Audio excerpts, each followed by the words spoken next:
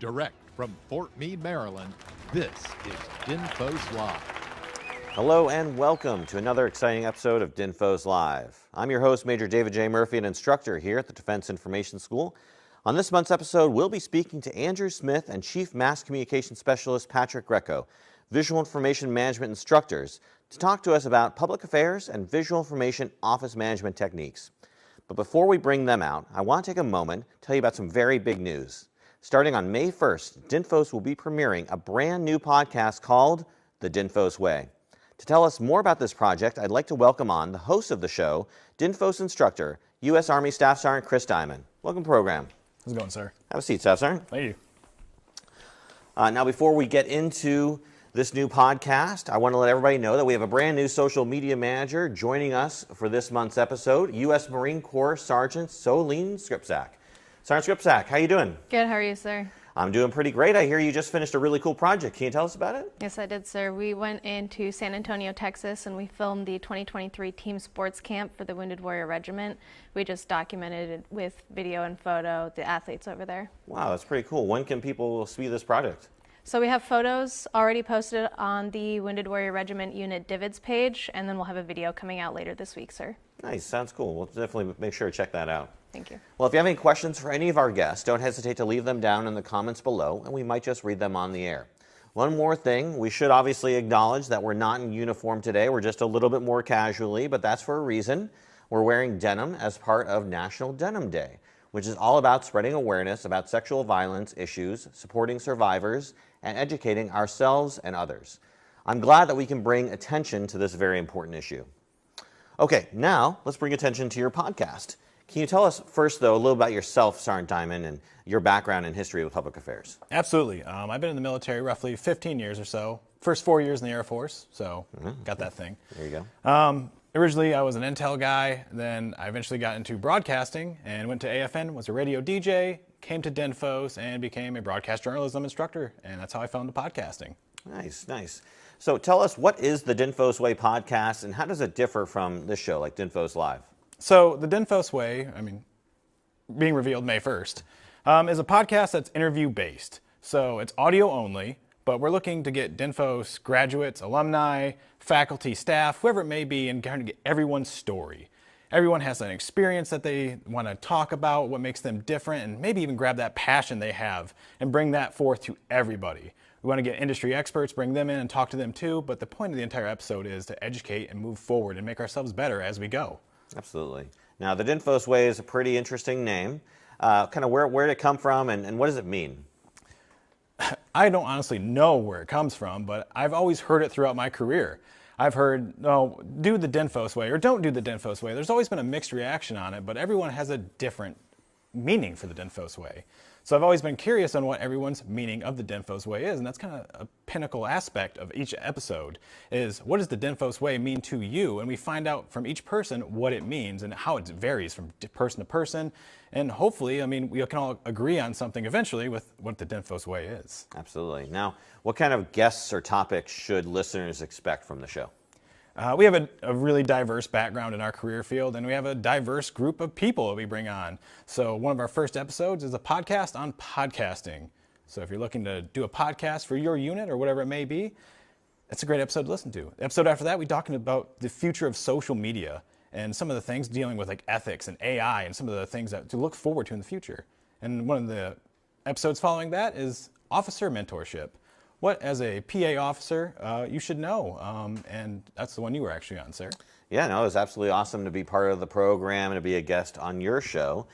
So thanks for doing the favor and coming back on here. Now, you're dropping 3 episodes all at once, right, for the first debut of the show on May 1st. But how often will new episodes come out? Can people look forward to that? So yes, 3 episodes May 1st, then expect on June 15th, that's Payday the DINFOS Way. That's how you can remind yourself is when the next episode will drop. Okay, great. We actually have a question from social media. So what's that question? Sergeant Skripczak? Good afternoon, sir. So the question is, is there any way that people can suggest topics for the DINFOS Way? No.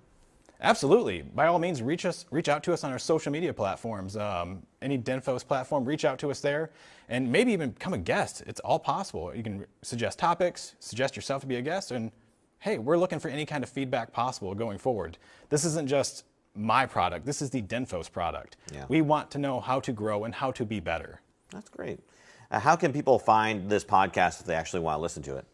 So over the next couple days, over all the DINFOS social media platforms, there'll be different posts popping up telling about the future of it. But as of Monday, it will be posted to Divids, and you'll be able to search the DINFOS way and on any podcatcher you want, actually. So it should post from Divids to any podcatcher. Wow. You have access to it. So just the DINFOS way. That's all you got to type. So just go to the DINFOS official Facebook page or YouTube page or any of the other social media platforms. You should be able to find links to it. Absolutely. That's great. Well, is there anything else you'd like to add? I would just like to thank, it's not just me doing the show, I have a big group of people at DINFOS and DMA helping out with this. So it's beyond beneficial, and for me, I have to give them all the credit in the world. It's not just me. DINFOS Pavilion was a big part of building this podcast also, so I got to give credit there. And thank you, sir, for having me on today. Well, thanks for your time, Staff Sergeant time. I really appreciate it. Absolutely. And remember, search the DINFOS way on your podcatcher of choice if you'd like to listen to the program. Now, I'd like to welcome on two instructors from the Visual Information Management course, Mr. Smith and Chief Greco. Welcome, gentlemen. Mr. Murphy. Good to see you again, Andy. Murphy, good Have to a see seat. you. Thank you. Now, gentlemen, before we get into talking about our main topic today, of course, PA and VI office management, why don't you go ahead and introduce yourselves to our audience, tell them about yourselves and your PA career. Certainly. I started my career 18 years ago this May. When I first joined the Navy, I was a journalist before we had merged our MOS rates career field into what's called Mass Communication Specialist. My career has been mainly on ships, aircraft carriers, shipyards. I did one stint at U.S. European Command and another in the Pentagon under DISA. And then in June of 2021, I came here to DINFOS, where I taught the Public Affairs, Communication, and Strategy course until April of 2022, when I came over to join Andy here in the Visual Information Management course, and been loving it ever since. Nice.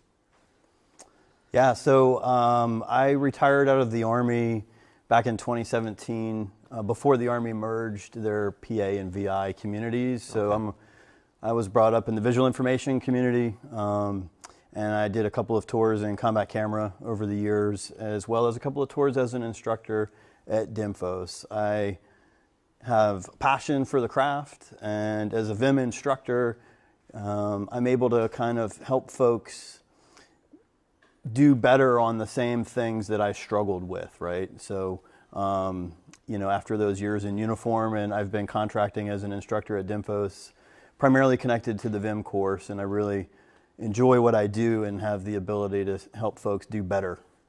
That's great. That's great. So what is PA and VI office management, and how is it taught in the VIM course? Well, the way we like to look at it is the VIM diagram, like a Venn diagram, the VIM diagram. VIM is that bridge. So on the one side of the schoolhouse through the Mass Communication Foundations course, MCF, right, we have our tacticians. Those are the content creators. On the other side with the Public Affairs course, ComStrat, PA, we have our strategists, right? So what brings them together to running a shop efficiently, using the resources, doing more with same, and in some cases doing more with less these days, to work better, work more efficiently? VIM is that bridge, and it links the two together to work better in the long run. That's great. That's great. Now, I heard you want to talk about SOPs, so can you kind of tell me what they are and why they're so important in your field? Standard operating procedures, in a nutshell, what it does is it takes that higher level policy, higher level guidance, be it, you know, service, organization, DOD, and we create standards across the board for our shops. So we're all operating in line with the policies, in line with the guidance, and it creates that foundation, that base work, just as any course in DINFOS gives you, right? The foundations to how to do the job, so we're all on the same sheet of music. That's great. I hear I actually have a question from social media. Sergeant Skripczak? Social media is wondering, what is a good component of an SOP? I would say probably one of the most important components is the language of it. Clear, concise, well understood. So if I'm going to write a manual, for example, on maintenance for a car, Jeep, what have you, I could type it out and say, you know, to prevent combustions of an engine causing a fire-like situation which may burn the occupant, deactivate vehicle by pulling back the key towards you.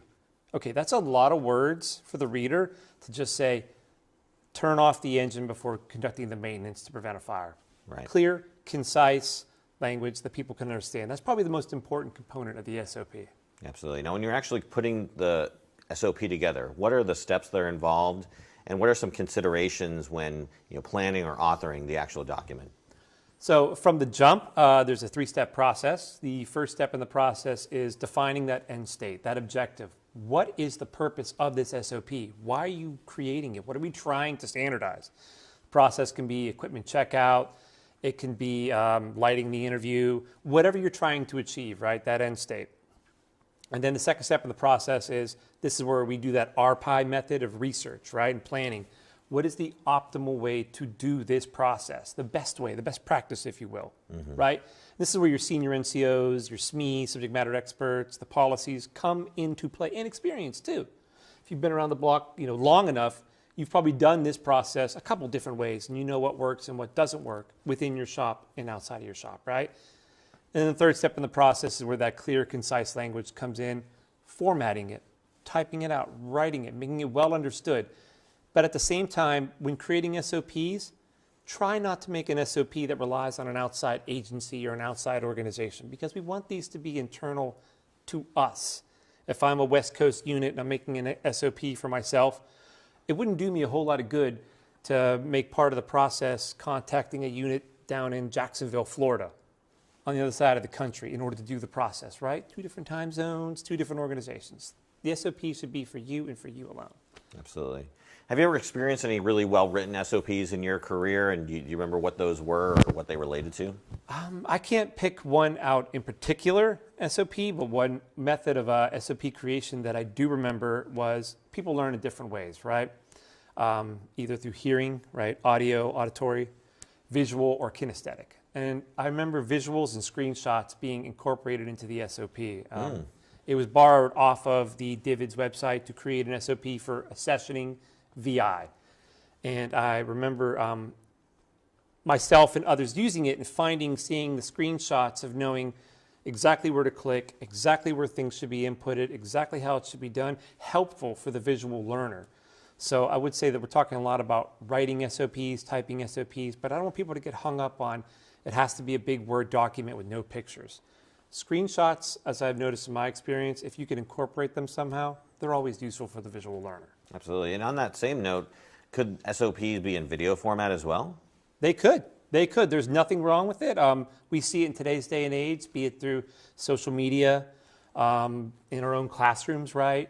Recording virtual, right? Recording yourself doing the thing like changing a tire. There's people that have YouTube channels out there now of how to change their oil. And I've actually known one person in my career that learned how to remodel his house by watching video SOPs of someone doing the same steps themselves. So as long as the process is the same and the thought process is there, the RPI, the creation of it, the tactic you use for the learner, it's kind of what's tailored and what's efficient to meet your end state.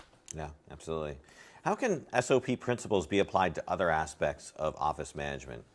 Well, for one is standardization. Standardization of what you do. So how you lead, how you conduct your business, you standardize across the board. Right, and as senior NCOs, we enforce the standards.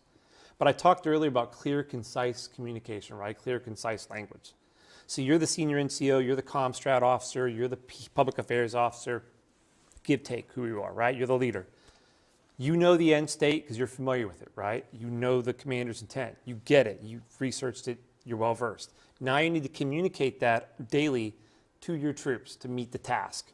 So understanding how to do that clearly, concisely, and in an optimal, efficient way, all part of the SOP process that you're applying and giving directions to your team.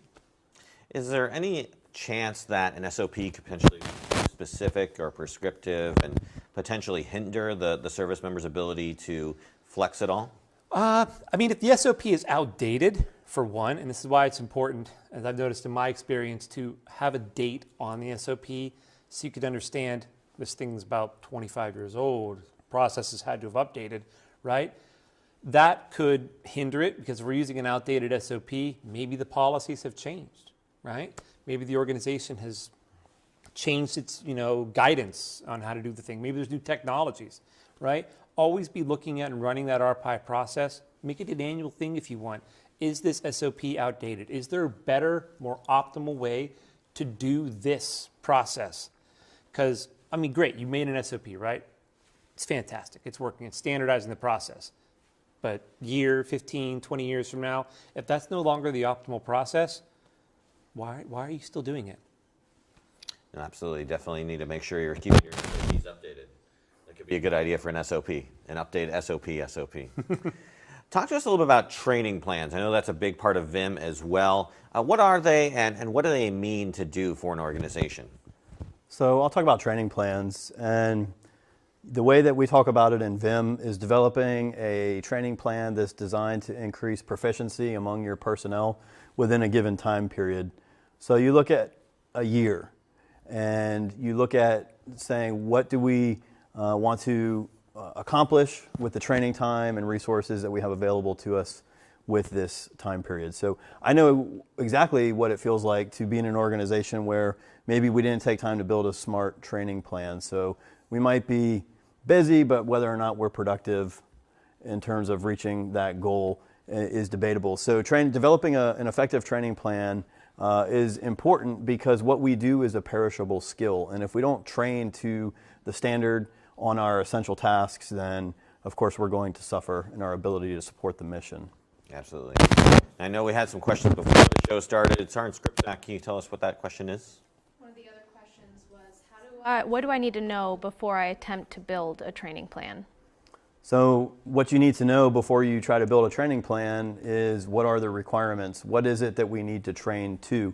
And requirements come from a variety of sources. Simply, I like to say that they come from your organization. What's unique about where you're assigned currently, right? Where you might find yourself doing more graphic work or more advanced video editing techniques due to the nature of the mission you're there to support. So the organization is going to present requirements for you, as well as upcoming missions. What is it about this upcoming TDY or mission that we're going to be required to do? And is it different from what we need to do day to day at the organizational level? So, as well as the service of the person, right? If you're a service member, then your service might have requirements for you to maintain proficiency on certain tasks. So step one, identify requirements before you start developing a training plan, right? Obviously, now that you know what the requirements are, and you're going to have to probably unpack that a little bit to say, hey, we're going TDY to support this upcoming mission at this location with these people. And you're going to have to infer, based on previous years, if it's a routine exercise, what did they do last year? How are we going to exceed that expectations? What are the products that we're going to be required to create? What are the skills that we need to have to create those products? So kind of unpacking that to identify ultimately a list of tasks to say, these are the things that we need to be proficient on. Call that the requirements. We need to be able to do, for example, advanced video editing techniques, because that's something we're going to have to provide for the upcoming mission. And then you identify the requirements, and then you look to determine your capability to support those requirements. And we talk about how to do an audit for your shop to determine your capability to support the requirements. And there's tools available for us to determine that. You can implement a self-assessment, right? Have your folks fill that out, get to know a little bit more about their capabilities, but you need to kind of validate those claims. So that coupled with a portfolio review, right? Can you do what you say you can do? And then other methods that you can use to determine individuals' capability to meet the requirements. And when you finish that auditing process, you should have a pretty good perspective on what areas are we suffering, and that's where we can focus our training solutions on. Okay, great. Just want to let the audience know we're having some minor microphone issues on my mic, so if you hear any static or whatnot, that's why. Now, I wanted to ask you, you've done all this auditing, you've done all this research, you've fully investigated in your organization. Now what? What do you do with that information? How do you actually utilize it? Well, I think, at this point, you have an awareness of what the requirements are that you need to meet. You have an awareness of your ability to meet those requirements. And it's very likely that you're deficient in some areas. And so you're going to take that information and seek relevant training solutions. So if you didn't take the time to do the audit and you just assumed that, hey, we need this type of training, and you provided that training solution without knowing whether or not we're proficient, you could see how that could be a waste of time and resources. Sure. However, it's not uncommon to experience that, right? So want to emphasize the importance of doing the research, developing a plan that that has kind of smart objectives in mind, right? You know, what is it exactly that you expect to achieve with this plan? And now that you know better, because you've conducted an audit, you're able to identify training solutions that are supposed to hit the target and accomplish, you know, increasing proficiency among your personnel. Yeah, I was going to ask you, you mentioned training solutions. So, you know, what are some things we should consider when actually choosing training solutions for our office? I'll talk internal if you want to talk the other piece. Sure. I mean, I like to remind folks about, you know, what does DINFOS have to offer the community when it comes to training resources. And DINFOS has a mobile training team program that, with prior communication and coordination with the program manager, it's possible to receive some training from DINFOS at home station, right? As well as virtual training opportunities. Instructors are able to provide information to folks in the fleet in the field, you know, virtually at no cost to the requester sometimes. In addition to the mobile training team program, I think DINFOS Pavilion is a resource that's huge. It's absolutely something that I wish I had when I was in uniform. You know, that community toolbox of templates and how-tos and just easy reference guides. I mean, it's a gold mine of information that finally came to fruition. So I encourage folks to look at Pavilion, especially when they're looking at delivering kind of local level hip pocket training classes. The resources on Pavilion are really conducive to that, you know. Come on back for, you know, a course at DINFOS. And that's some internal or within our community resources, and Chief Greco has some good stuff to talk about. Right. So externally, outside of an organization, I like to say that if you're doing the right research, the right searching for training solutions, you should not have a problem finding something that works for you. In partnership with industry, be it through you know, Adobe workshops. There's individuals, Air Force, Navy, that work with, you know, civilian companies on the outside to get that PA, VI training. Even something as simple in the fleet, we do PA MC symposiums every year.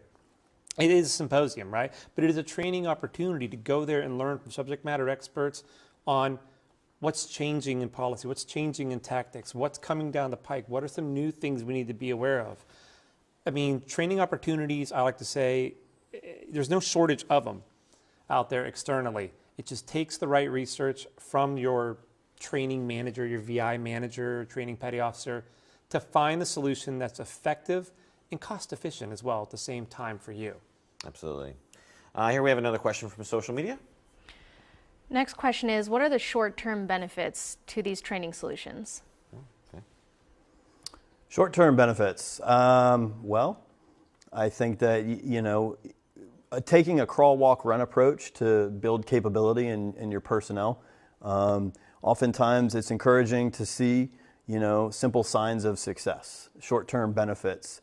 I think that when you kind of focus your efforts on training and knowing better and doing better, it doesn't take much to realize, like, this is a worthwhile endeavor. Yeah. So the short-term benefits are there. Ideally, you know, we talk about a long-term objective, your SMART objective. After 1 year, what is it do you expect to achieve? Right. But what can you talk about in the meantime? And I think that it's just, you know, sharing a plan, communicating this plan and saying, hey, look, here's what we're going to invest our time and efforts into, and sharing that vision. I think you can generate, you know, some buy-in among the folks in your shop. They can get excited because they see the coherency of your plan. Like, this makes sense. Let's get started. That's what I would say about that. If I could, I would say a short-term benefit on that. Training is valuable across the board, whoever you are. Education and training, there's always some kind of benefit to you. Benefits you personally, you grow, you learn. But quality, the quality of the work, quality of the product coming out of your shop can only get better with training. It's when we get stagnant and we stop training and we stop improving our skill sets, that's when we start to suffer.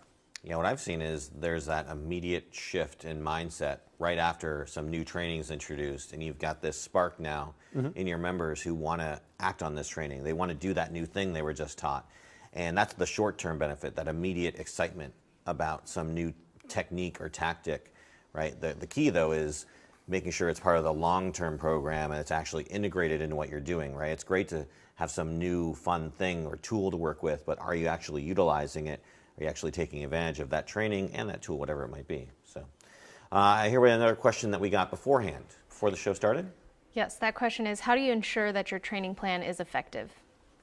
So I think it's one of the most vital aspects of developing a training plan is how do you know if and when you've achieved your objective? How do you get a return on your investment, so to speak? And it's just that, it is the RPI process of building a training plan. You're going to start by doing your research to figure out what you need to do. It's where you're going to do the audit, determine your capability versus your requirements. I think that if you don't take time to identify assessment techniques, that you're going to suffer. It's important that you identify roles and responsibilities and communicate that to the people in your shop so they know what their piece of the pie is.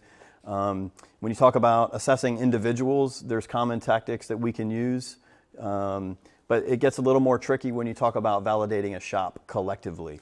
Right. It's a little more difficult to do, but it doesn't mean that you shouldn't take time to identify some assessment techniques for your individuals as well as the collective of the shop. That's the best way that you can know that your training plan is effective, if you've identified the techniques you're going to use to assess the training. Yeah, if I could exactly on that is, if you're the senior NCO that's creating the training plan or you're the training manager, you'll know, like I said before, through the quality of the product, right? The quality of the work you review. If you're doing a training plan and you know that a heavy part of your training plan was lighting an interview, if you will, right, for DINFOS Live video, right? There you go, we've got a plug. You're the person reviewing it every year. You're the one seeing these products. You're going to see that improvement. If you start to not see it, that's when you need to reevaluate your plan, how effective it is. DINFOS instructors give an exam. If every student seems to do poor in the exam every single time, that's when you have to self-reflect and say, am I not training correctly? Am I not instructing correctly? Maybe it's not the students. Yeah, absolutely. Sergeant Skripczak? We actually have two other questions from social media. The first one is there a distance learning option or is it only the in-person course? It is currently only in person. We'll see what the future holds for us. But as of right now, VIM is currently held in person and it is a 17-day course. And then the other question that I have also is the mobile training team, is it funded or unit funded or DINFOS funded? MTTs are unit funded, but I think it's a reasonable price. I can't speak to the specifics of it, but it's pretty typical. There's no extra bells and whistles here. So I do think you get a good bang for your buck if your command is willing to pay to have a couple of DINFOS instructors. Typically that's the package, come to your location for a period of time. So yeah, that is the catch for the folks in the community, is that the MTT program, your command has to foot that bill. I will say, though, what I think I know is that it's possible to get a no-cost MTT through DINFOS with the virtual option. Right. If you can coordinate that, then you can receive a virtual MTT at no cost. Or even to cut down on some cost, you could, if your intent was to have like 5 days, somebody come to your home station for 5 days, maybe you could save some costs by, paying for 2 days of resident, right, and then the other 3 days could be made virtual or some kind of version of that. So yeah, no, there's lots of options out there. We'll put a link to the MTT office so you can actually ping them directly on the options that are available to a potential prospective student. But I will say, obviously, that sending an instructor out to your location to teach a subject is going to be far less expensive than it is to send a group of people to the Defense Information School in Fort Meade and have them stay here to do a course. But again, there's different benefits to both types of programs, but it's just great that we offer that program to anyone who might be interested in utilizing it. Awesome, guys. Well, is there anything about the VIM program that you want to highlight that is especially important that PA and VI managers should know about it? I do, and it's in line of the questions we got online. So for those that are thirsty for the knowledge, hungry for the knowledge. VIM, our students maintain a robust alumni network. So we challenge them as they graduate as well. You have the best practices, you have the knowledge. It's their responsibility, and they're doing it, to go out there and share these best practices, share this knowledge with others. What VIM is what we like to call the cheese pizza mindset, right? The cheese pizza is that bare foundation standard best practices. I can't spend 17 days, much I'd like to, telling each of the services how to do VI management for their service. So we give them the cheese pizza so that when they leave, the student leaves, they go to their organization, they go to their unit, they put the toppings on that work for them. Pepperoni, sausage, pineapple and ham, whatever it's gonna be, right? It's their responsibility to share the knowledge, and through an online group we have called the VIM Alumni Network, they share it amongst each other. So someone makes a really good training plan, if you will, can post it up there. Hey, I just made this for my unit. Guys, look it over. If anyone's in need of a really robust training plan for this subject, it's working well. Feel free to check it out. Yeah, absolutely. We have something like that in the Air Force, a community of practice where we share those type of products. That's great. Well, is there anything else you'd like to add before we say goodbye to you? I just wanted to add, if folks are interested in what we're talking about today and want to know more about either what we have been talking about or what else gets talked about in the VIM course, I would encourage you to go to Pavilion website and look up the role of the VI manager. And really, it's just a manager in our community. So don't let the VI title, kind of turn you off if that, But looking at the types of resource management that we talk about in VIM that you're likely to, encounter as you serve in positions of responsibility, it kind of hits that sweet spot, Yeah. And so, get on Pavilion, look at the roles of the VI manager, start there, gain an awareness of what other kind of aspects of office management and planning that we talk about, and it's easy to go down some rabbit holes on Pavilion from there.